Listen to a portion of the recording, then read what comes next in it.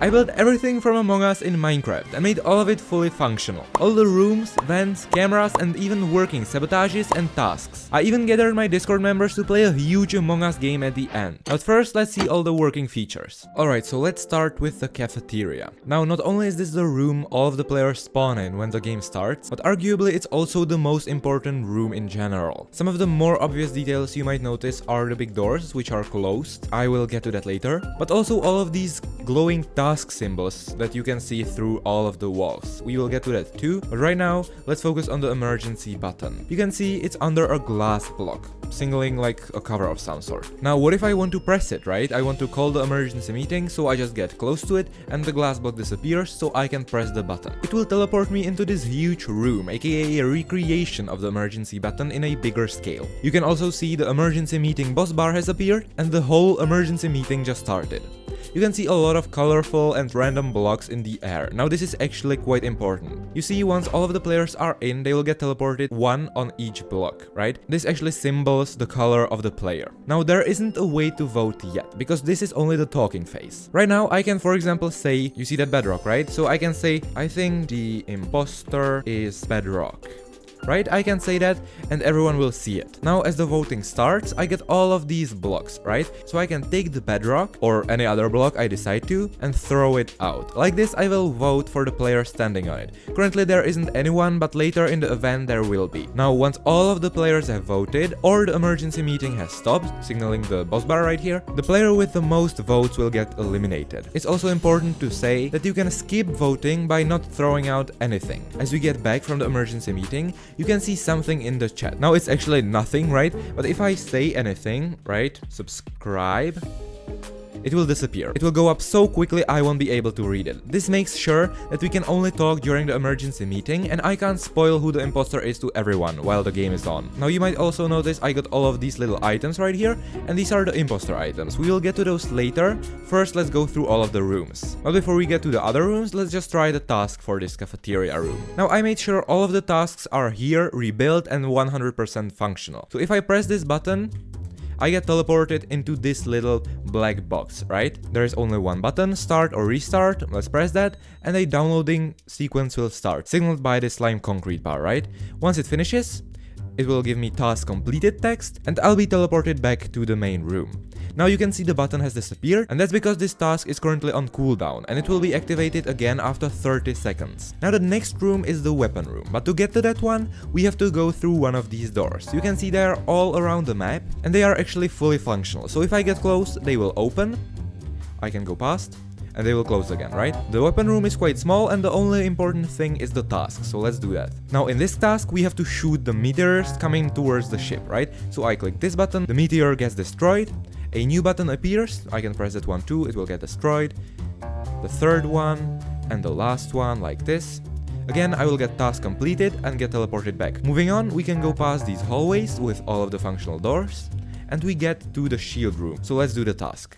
This is the one where we have to repair the shields, the broken shields of the spaceship. So if I press this button, it will repair itself, going back to white. If I press this one, it will do the same thing and the exact same with the third one. Again, task completed, the button is missing, so on and so forth. Then we have the navigation room. This is actually the cockpit of the entire spaceship. By pressing the button, we get brought to the next task, which is navigation, right? I have to navigate the spaceship throughout all of these checkpoints. I do that by pressing the corresponding buttons. So if I do this, it will move down. If I press this one, it will move up, removing all the points after it, like this and like this. The task will get completed and I will be teleported back. Across the navigation room, we have the O2 room. Now there is actually no tasks in this one, there is only one button which will be useful during the O2 sabotage. Moving past the shield room, we get into the storage room. This one is quite big and also has one task, right? If I press this one, it's a trash task. I have to clear this trash, aka these leaves, from the storage, right? I do that by pressing this huge lever right here, right? If I press this button, it will animate itself, flip down, and the trash will start going into space. Just like that. Once it's gone, it will teleport me back, saying task completed, and we can move on. This room is connected into the cafeteria with this door right here. And along the hallway there is one turn right, which we can take into the admin room. There is one button used for the O2 sabotage, but first let's check the card task. If I press that button, we get the card, right? I have to swipe this one through all of this like monitor thingies, and once it's done, I will again get task completed and move on. In electrical, there is this task, right, where you have to stop the spinning wheels. The first one is the yellow one, so I'll stop this one. The second one is quite simple, as I can see it clearly. Once it gets there, I'll stop it, and the last one is pretty simple too, and we completed the task. Moving on, we have the first engine room. This is how it looks.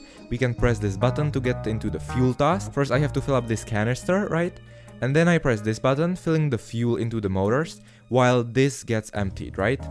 Going across this hallway, we get into the second motor room. This is the one where we have to correct the engine rotation, right? So I press this once, it will get higher, the motor will get fixed a little bit, and if I press it again, it will correct itself. Task completed. Now across this hallway, we have the medbay room. In this one, there are actually two tasks, right? The first one is the sample task. Here I have to fill up all of these bottles with this blue liquid, like this. I just pressed all of these buttons. It doesn't really matter in which order, but once I do, I get task completed. The second one is the scanning task, right? I just have to scan myself. So I get teleported here into a recreation of the room. I press this button, and this glass will start signaling that I'm being scanned. I don't really have to do much here. I just wait, and once it finishes, the task is completed. Then we have the reactor room. In this one, there are also two tasks. Here I have to memorize all of these blinking lights, right? I have to memorize the order and do the buttons in the exact same one. In that case, it was just like this. Okay, task completed. The other one is the numpad. This is quite simple. I can restart here if I mess up, but I just have to press the numbers in the correct order. So 1, 2, 9, and 10, like this. Okay, task completed. Now across this hallway, we have the camera room. This doesn't really have any tasks, but it has working cameras. While I was walking in the hallways, you might have noticed these cameras right here. I can simply just press this button and I will get brought into the cameras. I can only see parts of the rooms and all of the cameras are working. I get teleported every few seconds to a new one, and once I'm feeling satisfied, I can just leave the cameras and I'll get back into the main room. One thing to mention is that whenever a player is spectating a camera, it will actually have a brighter light, right? Signaling that someone is watching. Now those were the functional rooms, but how do we make this game actually playable? I already showed you the emergency meeting, which is quite awesome, but to actually use this we need imposters. Now every imposter will have 5 items. The kill item, which has a cooldown of 15 seconds. The reactor sabotage item, which has 60 seconds of cooldown. Then we have the oxygen sabotage, also 60 seconds. Light sabotage, 30 seconds. And the door sabotage, 30 seconds. Now the sword, aka the kill item, is pretty much the straightforward one. If I throw it and a player is near me, at least 3 blocks away from me, they will get killed, right? Now if I actually killed someone, this body will appear, which when I right click, I will get teleported into the emergency meeting. This is how you body report. Then we have the door sabotage. As mentioned, all of these doors are fully working, right? I can go through them, open them, close them. If I throw this, however, all of the doors will get sabotaged, meaning I can't really open them. After a few seconds, they will fix themselves and open again. Now you might have noticed all of the sabotage items have disappeared from my inventory. This is due to the cooldown. I can only use one sabotage at a time. Next we have the light sabotage. If I throw this out, nothing will really happen, right? I am the imposter, so I have night vision. If I wasn't the imposter, however, I would see the rooms just like this, completely dark and way harder to navigate. After some time, as you can see, it will go back. Next we have the reactor sabotage, which if I throw, the reactor meltdown boss bar will appear and start going down, right? I have to navigate all the way into the reactor room, and if I get here, 2 players have to stand, one at that side and one at that side. The really important thing is that if they didn't stop this in time, they would lose the entire game. The imposters would have won. Once I get my items back, we can try the last sabotage. If I throw this, an oxygen meter will start going down. First, I have to go into the O2 room, press this button, remove oxygen. The bar will still be going down, right? And press this button too, and it will be deactivated. The last feature the imposters have is the vent system. Now, if I just go near this vent and jump into it, I'll get teleported into the next one, right? And I can cycle through all of these vents. But now I think it's time to invite my Discord members to play this map for themselves. And so I did. Oh no, there is so many people. Alright, welcome everyone. Today we are playing Among Us. Are you ready? Oh, someone said no. Go do your tasks, sabotage, kill. Yeah, but the players did not do that. Instead, they started the emergency meeting. And yeah, this will become a recurring theme.